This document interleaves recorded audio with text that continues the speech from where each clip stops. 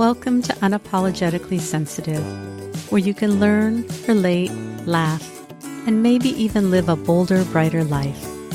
I'm your host, Patricia Young, licensed clinical social worker.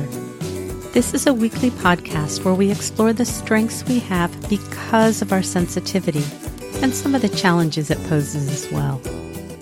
The information in this podcast is not a substitute for help from a licensed mental health professional. Hey there. This is bonus episode 25 and the second to the last of an episode in our 30-day challenge that will end November 30th, 2018. I'm feeling kind of sad about these daily podcast episodes. I've really enjoyed jumping on here and talking to you guys. We'll definitely still continue to release the weekly episodes, our interviews, and I'll be doing some solo episodes. But I'm really trying to figure out what to do about being able to drop in and just share with you what's going on because I've really gotten used to it and I really enjoy it. Today's episode, I'm talking to my son Daniel, talking to him about sensitivity, and I realized listening back to this that I really have not shared with my family, at least the boys, about what it means to be a highly sensitive person. I was just curious to see what their take on sensitivity was. It really gives you guys an opportunity because this I recorded before everybody came home for Thanksgiving and I got pretty burned out and depleted. So this is when Daniel came home and we're in the honeymoon phase of him being gone for college and coming home, and I'm just having this deep appreciation for him. I was in a really fulfilled place, and if you've listened to the last couple of episodes, 21, 22, 23, 24, you can just hear in how I'm talking and what my energy level is of how impacted I am when I don't get my HSP environmental needs met. So it's kind of interesting to just have such a clear documentation of it. I find it really interesting that Daniel talks about having to develop tougher skin, and he talks about sports that if you're sensitive, you're weak. As I've interviewed my kids and made comments, I'm not really determining whether anybody in my family is a highly sensitive person or not. We're just talking about traits.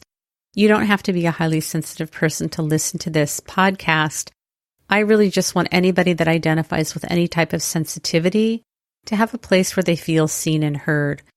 I also talk a lot with Daniel about some of his sensory issues, and I really do think that Daniel has sensory processing disorder, which is different than sensory sensitivity that we have as HSPs. There's a crossover, but I just want to be clear that I'm not misleading people, but I don't want to make the distinction about where the line is drawn in the sand between sensory processing disorder and sensory processing sensitivity. I talked to Daniel about when he was younger and he would get upset and I would get upset and he doesn't remember. I'm really grateful for that. I really remember losing it a lot and getting very frustrated with him, but it's kind of nice. I think maybe that's about resilience and maybe the fact that we talked enough about things and he felt seen and heard, that those aren't traumatic memories that are locked in his mind. He also mentions DBT, which is dialectical behavioral therapy. For some reason, diabolical behavioral therapy is what always pops up in my mind, and I don't say it to be offensive to anybody. I just want to acknowledge that that's the first thing that always pops up in my mind when I hear about DBT. Also, there's some noise in the background. I was still figuring out how to record with two people, and so you'll hear a little bit of feedback in the background. The other thing that keeps coming up in my mind is I've done different podcasts. I'll interview the kids and I talk about their sensitivity or talk about my husband's sensitivity, and then I talk about I live in a house with 3 males, none of whom are HSPs. We all have different forms of sensitivity, and while all 3 of the boys have areas of sensitivity, when it comes to noise and sound and space, they do not share my need for quiet and calm and peace. They do demonstrate sensitivity in other areas. And again, this podcast is really about having a place where people that have sensitivity feel that they can get information, get tools, feel seen and heard, but it's really not about having to pass the HSP test to be a listener of the podcast. If you happen to live in San Diego and you're interested in working with me, I see people online in California and in person in San Diego. If you're interested, jump on over to my website, Patricia Young, LCSW, and on to the show on sensitivity with my son, Daniel. Hey, Daniel. Hi. So nice having you here. It's nice being home. Did you ever think you'd be on your mother's podcast? I never thought that I would be on any podcast, let alone my mom.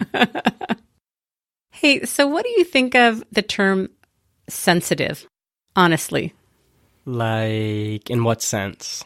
How do you think people view sensitivity? People view sensitivity as a weakness, I feel like. And I feel like when people hear the word sensitive, it strikes like an image of like a small child who's like crying, wanting like his mom, or just kind of like, I feel like sensitive is not a masculine word, I guess you could say. It's viewed as a weakness. Yeah. Do you consider yourself as having any sensitivities? I think, yeah, but I feel like when I was younger, I was much more sensitive than I am now. Mm-hmm. Like in what ways? Like always, like sensitive, just even small stuff, like sensitive like to taste. I was a super picky eater, like sensitive as in when I would mess around like with Josh and I'd feel like I'd start something and then he'd say something back to me and I was sensitive and I'd get offended by it and then try and turn it on him, saying that he did something to me. Mm-hmm. But now I don't think I'm as sensitive as I was. I think I definitely have like tougher skin, and just like mentally and physically, I'm not as sensitive as I was. Yeah, and it's not uncommon for young boys and men in our culture to, being a highly sensitive person is a trait that you're born with. So you either have it or you don't. But it's not uncommon for boys to kind of bury their sensitivity. I mean, I saw this a lot with coaching during baseball. Yeah. Say a little bit about that. Yeah, no, there's definitely like in baseball and any sport, like the idea of being sensitive is viewed as a weakness, and that if you're taught if you're hit to get back up. You're not taught to go and check if you're all right. When in reality, I mean, when it comes to professional sports, that's the case. But like through Little League for baseball and even high school, once it starts to get competitive, this idea of if you're sensitive, you're weak, that definitely plays a factor in all sports, all contact sports. Mm-hmm. Do you see me as being sensitive? Yeah, I see you as being sensitive. Yes. Can you talk a little bit about what you see? And don't worry about hurting my feelings. Yeah, no, I don't see it as much anymore just because I'm off at school. But like I saw that you were sensitive, like when it came. I can see like living in like a house of boys, and like when I'd turn on like a raunchy comedy special, or I'd turn on like a horror movie or something really gory, then I would see that you would be. I could see like that you were uncomfortable with it, and that. When I was younger and I'd get mad and have like these outbursts, I could tell. I don't know. I don't know how to answer the question really, because like I'm not sure. Well, I think it's hard too, because when you were younger, I would get upset when you would get upset, and I really didn't have the ability to stay calm when you got upset to be there to support you. I had my own stuff going on, so you'd get mad and then I'd get mad. That wasn't super helpful. No, yeah. I don't remember as much like when I was younger. Like, I don't know why. I just can't really remember that many. Like, the times that I remember you, when I'd get mad, you were always calm with me. I don't remember many times where I'd get mad and then you'd get mad. I don't know if I don't know why I'm not remembering that, but from all the times that I can recollect, when I'd get mad, you did a good job about staying calm. I like your story. Let's keep it. As far as when you watch, I know exactly what you're talking about with the comedy. It was something that I found offensive. And to me, I don't see that as being about sensitivity. I see that as being about offensive material that, whether you're sensitive or not, it was just plain offensive. But definitely scary things, loud things, those are things that as a highly sensitive person, I just can't be around. I can't unsee and unhear those things. That it's about how my nervous system is wired.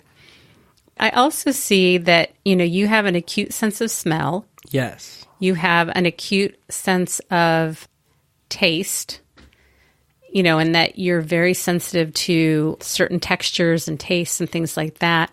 You also had a lot of sensory things. I remember as a kid having to tie your shoes over and over and over until it was just the right tightness for you. And I didn't know what it was. It was just irritating to me. I did it because I was a good mom, but I didn't understand it until later on when I learned that that had to do with some of your sensory issues. And I don't know if you remember, but the vacuum, the sound of the vacuum, you'd cry. Yeah. I remember that. Getting your hair wet when I would bathe you, you would cry. You did not like that either. I remember tilting my head back so like the water couldn't get in my eyes. Yeah, but you did not like getting your hair wet. And then like most kids, you know, I couldn't get you in the tub. And then once you were in the tub, I couldn't get you out of the tub. Yeah. That's just kind of a universal thing with kids. Is there anything that comes to mind for you around sensitivity that you can think of? I just think of, what was it, Emotion Mind? No. What was Wise Mind? Oh, you're thinking of DBT. Yeah. I want to call it diabolical behavior therapy, but that's not what it is. It's dialectical behavioral therapy. Yeah, when I was going through that, there was a lot of like sensitive, your mindset. There was a lot that had to go with triggers and how you were sensitive to certain like words. Or do you know what I'm talking about? Like, do you remember going through the different modules? I'm wondering if you're thinking about how much mindfulness was used. Yeah, I guess I'm thinking about mindfulness and not as much about sensitivity. Yeah. I'm not sure what comes to mind, like, when I think of sensitive. That's okay. It's kind of a broad term, and it's not really something that you and I have discussed very much. So, yeah. All right. Well, thank you for hopping on with me. I totally appreciate it. And I'm so happy to have you home for the weekend. Yes, you're welcome. And thank you for housing me for this weekend. And what do you say we have at home that you love that they don't have at college? A shower that works and amenities. The amenities. Yeah. Yeah. College is lacking on that. I think you have a newfound appreciation for your home and your parents. Yes. Water pressure. All right. Thank you, Lovey. All right. Bye-bye. Bye.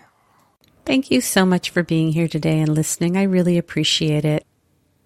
If you have any questions or comments about the show, you can check out the show notes. It has all the ways that you can get in touch with me. We have a Facebook group called Unapologetically Sensitive. If you're interested in joining, just hop on over there. Remember, sensitivity is nothing to apologize for. It's our superpower. Have a blessed day.